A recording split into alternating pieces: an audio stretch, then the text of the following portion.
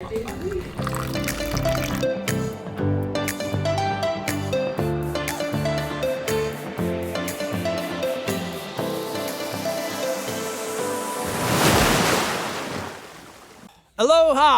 It's 365 Hawaii with Julie and Eric Zemelis, and today we are in Costa Rica. no, we're not. Looks like it from behind us, though, doesn't it? Yeah, we're up here in the Cloud Forest. So we got a couple cool things for you guys to see today. And the first one we're going to go do is we are going to go see the Cloud Forest Sanctuary. And Julie and I both know the owner there, but it's his grandson that's giving the tour today. And so we're curious to see how that's all going to go. Right. And then second of all, we're going to show you Mountain Thunder, which is located right up the road from the Cloud Forest Sanctuary. And this is all elevation of 3,000 feet. Over 3,000 feet. So this is, I think it's 3,200 feet. So pretty high up there. And then our third thing for today is that we're going to go hit Willie's Hot Chicken. And that's down there in the Brewery Block. Brewery Block, yeah. And eventually we're going to do a tour of the Brewery Block. But today we're just going to go do the one thing. We're going to get the super hot sauce so we can see if we can take it. There's like 20 different sauces that go from mild to, oh my God, I can't take it. Eric will be trying that. I can do number 2 and there's like 12. Yeah, so we will not be doing 12, but we'll give you a chance to see that and also kind of do like a little spin through the Brewery Block. But right now we're going to go and show you more of this beautiful forest.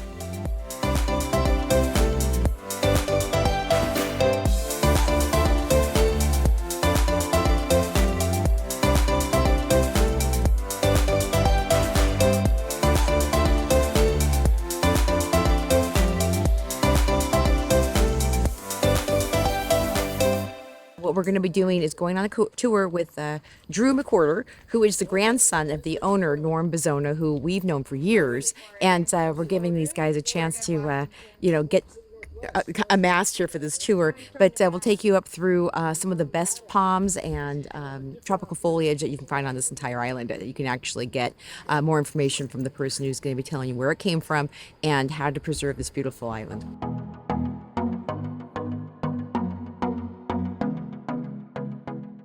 Hawaii has the only cloud forests in the United States. So the next closest cloud forests are in Puerto Rico or Costa Rica.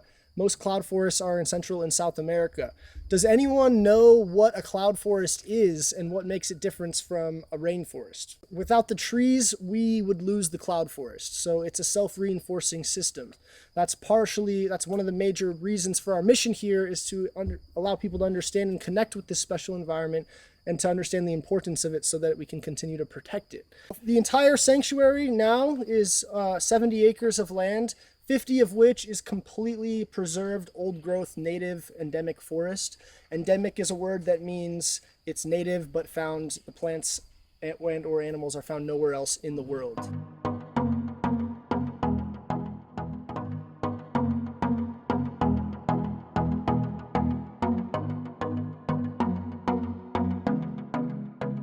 So Drew was telling us that only 30 years ago, all of this was planted. Before that, this whole place had been clear cut for ranching. And he made it a point to say, you know what, in only 30 years, they're able to change everything and put the foliage back in place. And one of the things I love about this space in particular is that they grow pine trees and redwood forests. And so it kind of gives me back a little bit of my touch of Northern California missiness. The rainbow eucalypt, the bark peels off of this eucalyptus tree. It has a different color underneath. So the younger the bark, the greener the color. The older it gets, the more darker brown it starts to get. One of the stars of the show for the Kona Cloud Forest Sanctuary is the rainbow eucalyptus trees. They are so beautiful. They're like art pieces with the bark. And we were just learning that these hold a lot of the cold, so they actually will sometimes have water draining down them. And so again, it kind of goes with the whole cloud forest idea of bringing water directly from the clouds down into the soil. But if you ever get a chance to see some of these in person, they just really are gorgeous. So Julie Cam, we are now droning the forest so you guys can see what it's like to fly through these trails and up into the canopy. And I'm carrying all the equipment and basically production assistant today, 365 Hawaii style.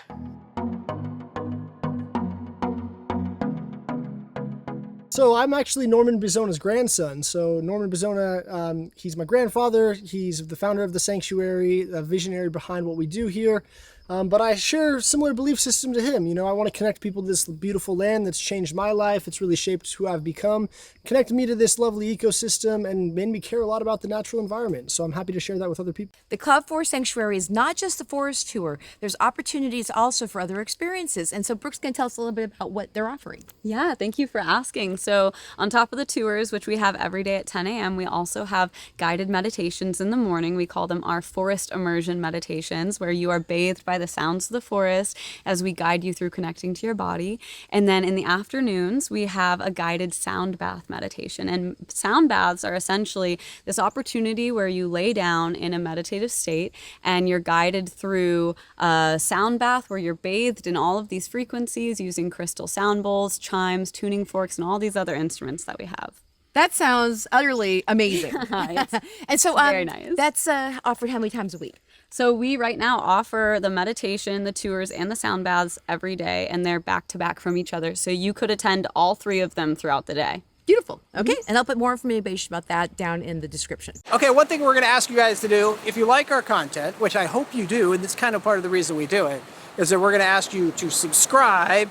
And what's the new word you learned, Julie? You're going to slam that subscribe button. I think it's smash. Smash. But we're old and we're not hip on this YouTube stuff on top of that. But we're hip enough to ask you to subscribe to this channel. Yeah, it helps us out a lot. Yeah. So, and also, if you guys want to find out more about things around the island, the resources that we provide, the connections that we can make, look in the description. And I'll have some links for you guys to check out. and with that, we'll continue on.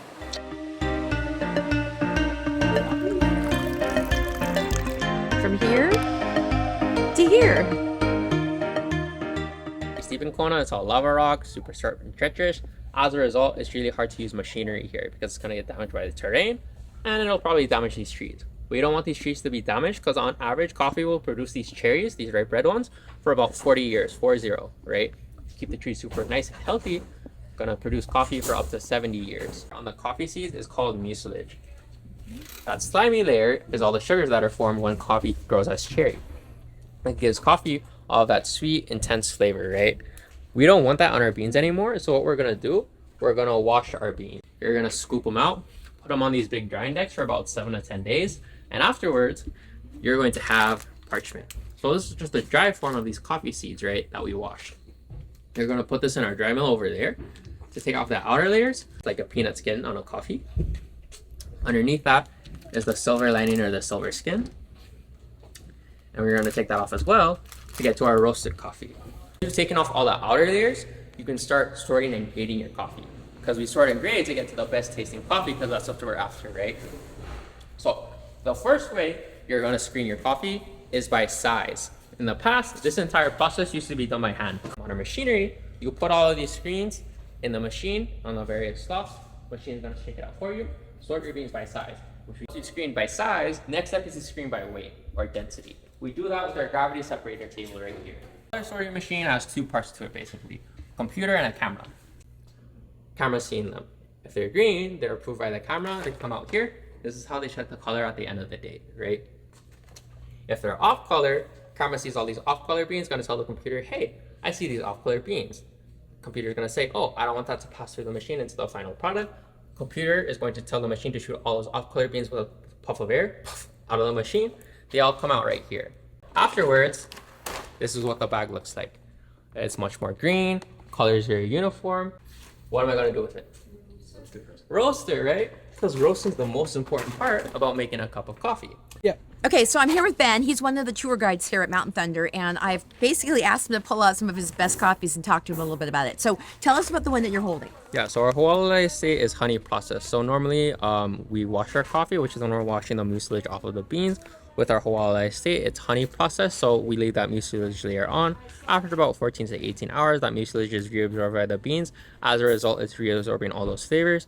So it gets a little bit more fruity and floral and citrusy and sweeter in taste and richer in taste, right? Good. And I got a chance to taste that one, and it's excellent. It's excellent. So in fact, I'm going to take that home with me today. Yeah. And then we've got the pea berry. So tell me a little bit about pea berry. Yeah, so pea berry is generally when you open coffee seeds, there's two in the cherry, right?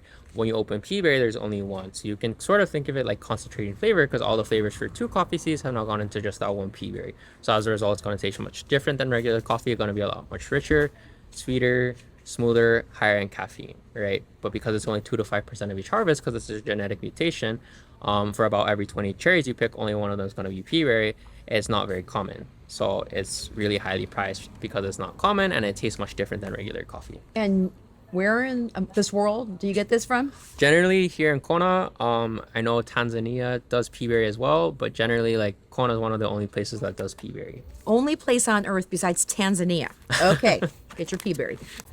There you go. So as we're coming up on the Kona Coffee Festival in November, if you happen to be on island, come and get your tour and your coffee. One of the cool things that they also have here is it's the self-guided nature walk, and it's $10 a group, and they give you this cool little brochure of all the things we're going to see.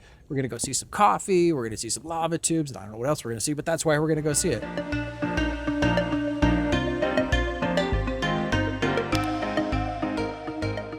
So this is a lava tube, and it has broken away. And one of the things in Hawaii Island, you never know when this is going to happen. I've heard stories about people driving tractors, and all of a sudden the roof falls in, and your tractor's at the bottom of this thing, and it's a real pain in the butt to get them out. But they're 20, 30 feet deep. This one looks about 15, 20, and they're randomly placed. So not very many places in the United States have these just holes that you could drop into. Hey, so if you get a chance to do this tour, and if it's not cloudy, you can actually see the ocean from here, or so we're told. But we're overlooking a coffee plantation that actually looks like it has some really old plants and also brand new starts. So this is kind of going to be, I'm sure, a full field in the next few years, but gives you an idea of what the terrain looks like here in Kona.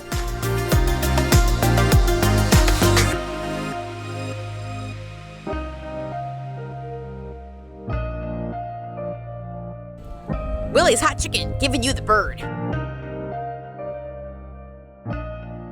Okay, so tenders, 3-piece with waffle fries, and he wants the baconaise and the ranch.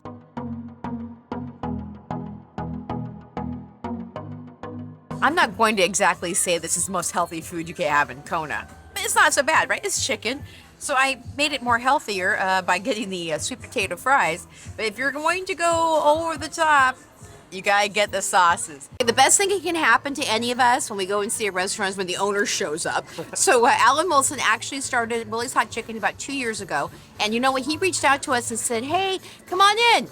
2 years later, here we are. And but we've been here quite a few times, and we love their food. So, Alan, tell us a little bit about like this whole BTU and hot spicy experience that people can get here. Yeah, it's a great thing that's going on around the country right now. I think it's a little new to Hawaii still, but it's called Nashville Hot Chicken, and most people on the Big Island have tried it.